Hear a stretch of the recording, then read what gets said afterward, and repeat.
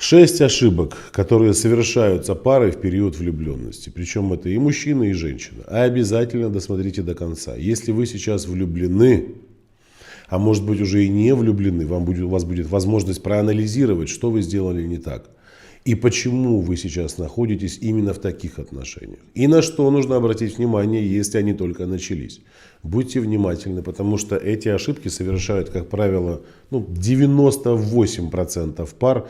И я в том числе когда-то такие же ошибки совершал. Думаю, и вы, и Илья, и Рустам, и все, кто, находится в нашем офисе и сидят сейчас тихонько за дверью, дабы не мешать записи этого видео.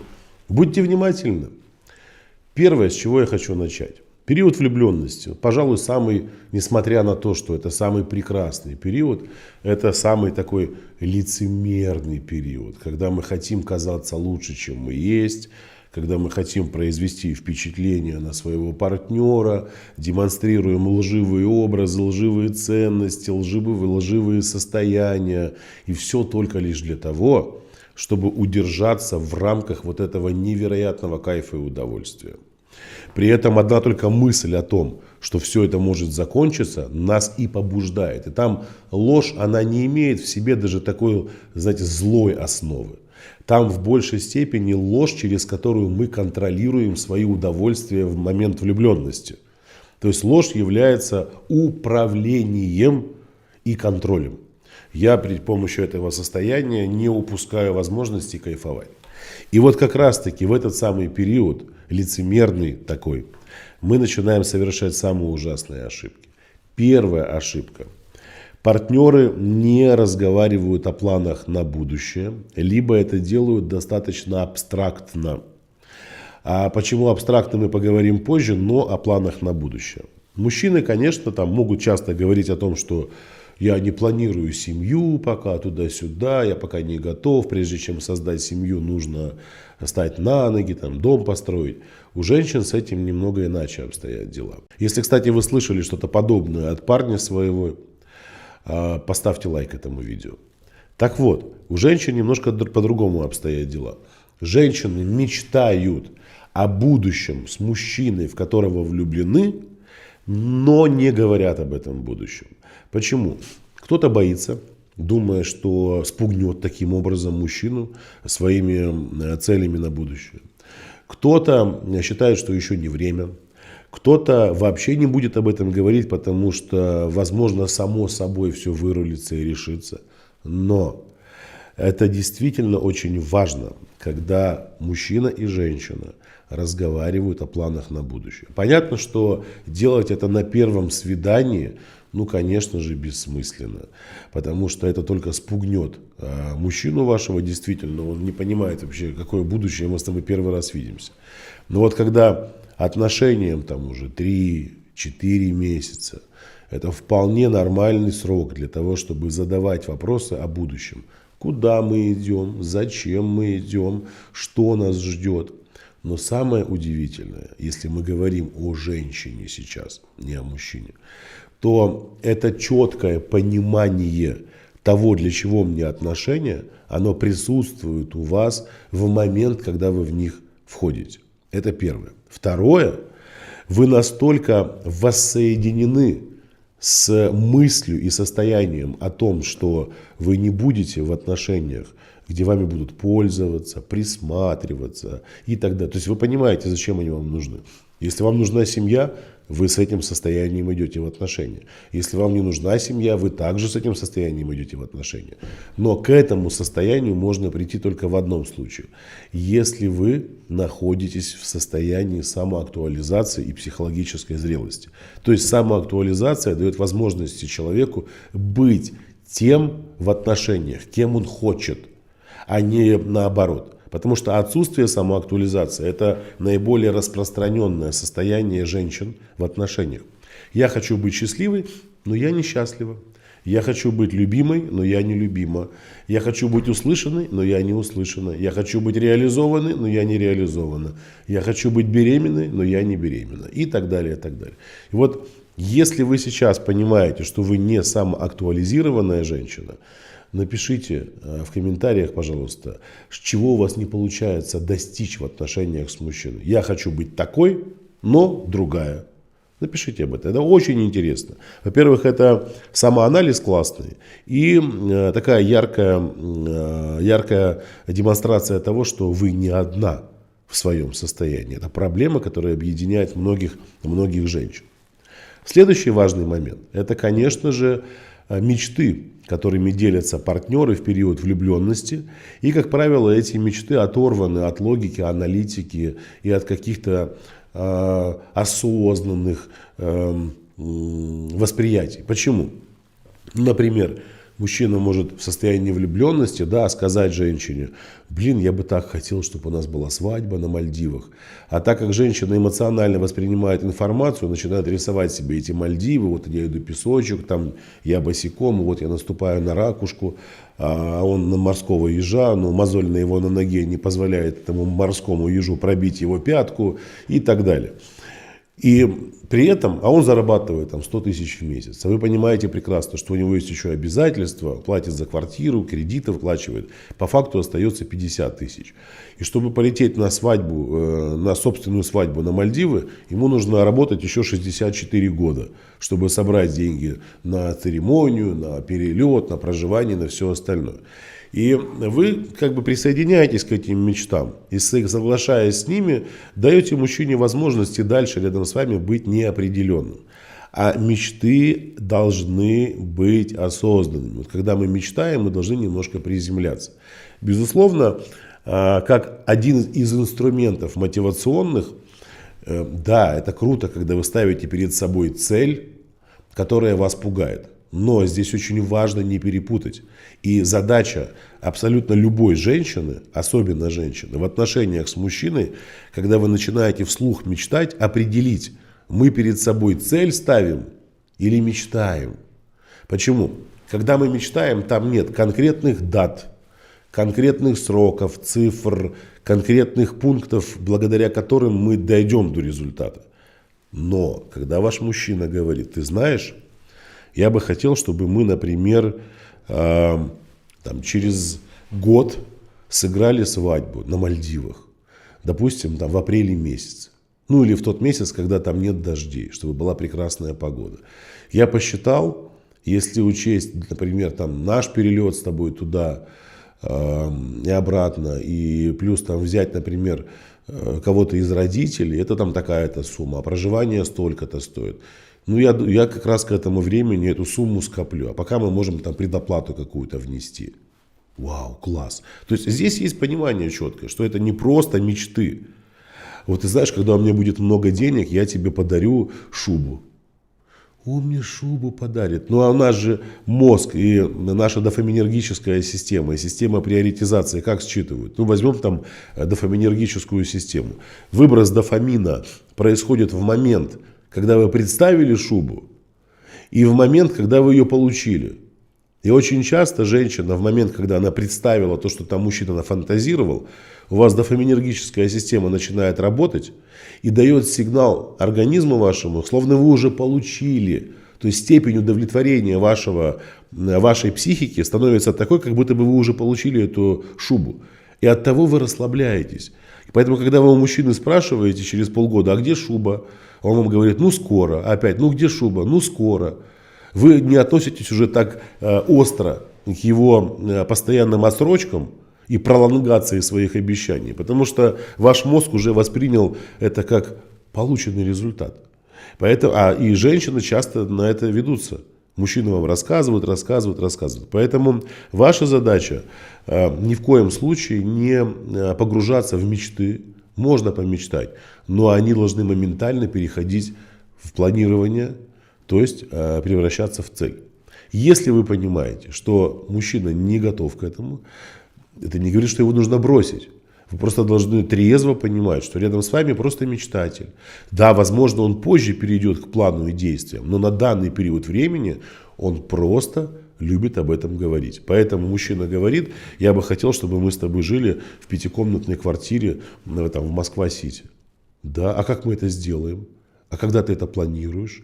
А как мы это будем делать? А какое я участие буду в этом принимать? А какое ты будешь участие принимать? А за счет чего мы можем получить такой результат? А сколько это стоит? А сколько нужно денег на первоначальный? Все, сразу перевели разговор на мужской язык. Если видите, что поплыл, ой, что сейчас об этом говорю, ну, раз, посмотрим, решим, все, успокоились. Вот такой сейчас период у вас. Следующий очень важный момент, важная ошибка. Причем эта ошибка настолько важна, что очень многие люди даже не подозревают и не осознают ее значимости. Вот послушайте внимательно. Ошибка заключается вот в чем. Это отсутствие в паре разговоров о том, что скоро закончится период влюбленности. И мы с тобой выйдем на следующий этап, когда мы присытимся друг другом, и нам покажется, что отношения умерли. Почему? Потому что мы на стадии пресыщения будем сравнивать их с этапом влюбленности. И так как на этапе влюбленности мы проживали совершенно другие состояния, нам покажется, что мы разлюбили друг друга. По факту любви еще не было. А почему кажется, что мы разлюбили? Потому что большая часть людей признается друг другу в любви как раз-таки в период влюбленности. Но если быть абсолютно честным, в период влюбленности фраза «я тебя люблю» переводится следующим образом. «Я люблю свое состояние рядом с тобой». Там люди, и мужчина, и женщина, заинтересованы в том, чтобы не утратить вот этого кайфа, не утратить внутреннего восторга. И, естественно, это и побуждает и мужчину, и женщину заботиться друг для друга, делать какие-то сюрпризы, романтики устраивать и так далее. Но, когда период влюбленности заканчивается, и пары, которые не обсуждают того, что он закончится, выходят на следующий этап, им начинает казаться, что у них есть абсолютно легитимный повод поставить точку в отношениях. То есть разбежаться. Почему? Потому что я не испытываю тех ярких красок от общения со своим партнером, который испытывал в период влюбленности. А здесь-то наоборот. Оба партнера должны осознавать, что уже на следующем этапе, когда мы присытились друг другом, только лишь от степени нашей зрелости будет зависеть, эти отношения продолжатся или не продолжатся. То есть насколько у вас хватит на это знаний, сил, желания. И здесь обязательным образом просыпается психологическая зрелость.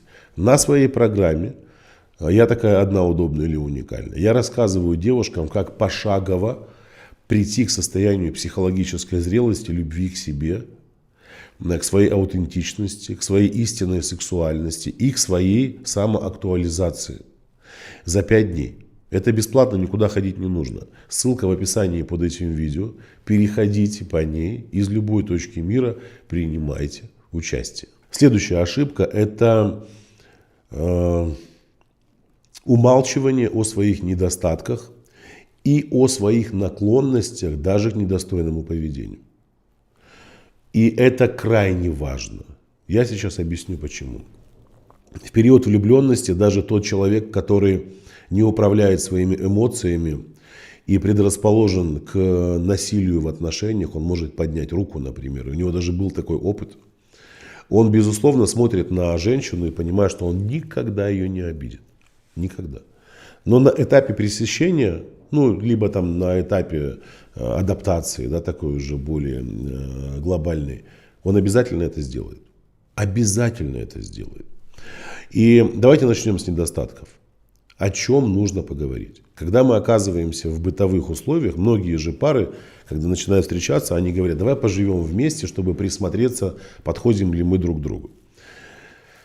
Как правило, большая часть пар, которые начинают жить вместе, понимают, что они не подходят друг другу. Знаете почему? Потому что там уже в условиях естественного взаимодействия, столкнувшись лицом к лицу, они начинают договариваться. Хотя договориться нужно было гораздо раньше. Когда? В период влюбленности. Например, мужчина честно говорит женщине, ты знаешь, я не люблю активный образ жизни.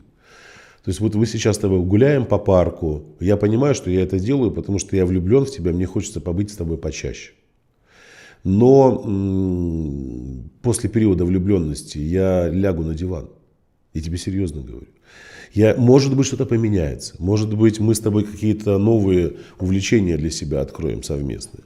Но, зная себя, я человек, который в выходные дни отдаст предпочтение просмотру какого-то классного фильма.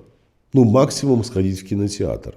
Но вот, например, прогулки по паркам, кататься на коньках, ходить там по заснеженным дорожкам, пить горячий глинтвейн, любоваться, как падают снежинки, это не про меня.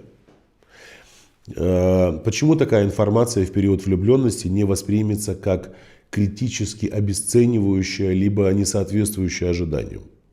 Потому что вы наполнены гормонами, которые дают вам возможность мягко адаптироваться друг под друга. Но, как правило, эти проблемы возникают, когда гормоны уже утихли, и вы оказались в одном пространстве. Там вы уже не договоритесь, там конфликты начнутся. Либо женщина говорит мужчине: ты знаешь, я вот предпочитаю не сливать много энергии на приготовление еды. Я вот люблю готовить там 2-3 раза в неделю. Потому что понимаю, что на это уходит много времени, а мне бы хотелось, конечно же, там, и почитать, и там, с тобой время провести, либо, возможно, на тренировку сходить, на танцы. А если об этом женщина говорит заранее, мужчина может с этим либо согласиться, либо не согласиться. Равно как женщина, которая признали, что ее мужчина не хочет быть активным, а лежать на диване в большей степени предпочитает. Она делает для себя выводы. Я с этим соглашаюсь, либо не соглашаюсь. Либо они начинают договариваться между собой. Понимаете? И когда мы признаемся друг другу в том, какие у нас есть недостатки. Вот, и знаешь, у меня вы же знаете себя лучше других. Допустим, кто-то из мужчин скажет: ты знаешь, я вот не люблю складывать свои вещи в шкаф. У меня вечно как заминированная квартира, только носками, штанами, трусами, еще чем-то. А другая девушка скажет: ой, ты не обращай внимания, если там где-то мои волосы увидишь. Я такая какая-то неряшливая, иногда бываю. Особенно, когда тороплюсь. Все бросаю, оставляю. Это норма, сделать прививку. Совсем другое, в чем страшно признаваться, естественно, это, конечно же, признаться в недостойном поведении. Например, мужчина может сказать: ты знаешь, я изменял своей женщине в прошлых отношениях. Или она может в этом признаться. Но есть разные рекомендации разных специалистов. Я сейчас вам объясню. Есть специалисты, которые говорят: не стоит говорить мужчине и признаваться в том, что вы изменяли. В этом есть, безусловно, корень, да, какое-то такое действительно разумное зерно, на которое нужно обратить внимание. Но не всегда. Я объясню почему. Если эта измена является проработанным состоянием, то есть вы были в психотерапии, вы поставили точку в данном конфликте личностном, либо эта измена была со стороны партнера, тогда да, об этом можно и не говорить, потому что это никак уже не повлияет на отношения. Если же это действительно триггерит вас, и вы неспокойны, вы тревожитесь, об этом нужно проговаривать. О своих страхах, о своих переживаниях. И, безусловно, я же часто говорю о том, чтобы входить в отношения не с проработанными травмами, которые вы обрели в прошлых отношениях. Это вообще самоубийство.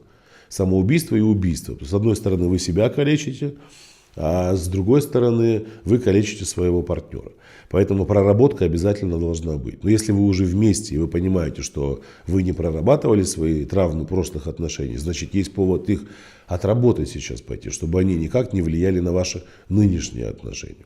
Но тот факт, что вы должны обсудить уникальные особенности своей личности и недостатки, и наклонности. Вот у меня была такая ситуация, мы с Рустамом обсуждали ее, когда молодой человек встречался с девушкой, а он любителем был прибухнуть и пил каждый день.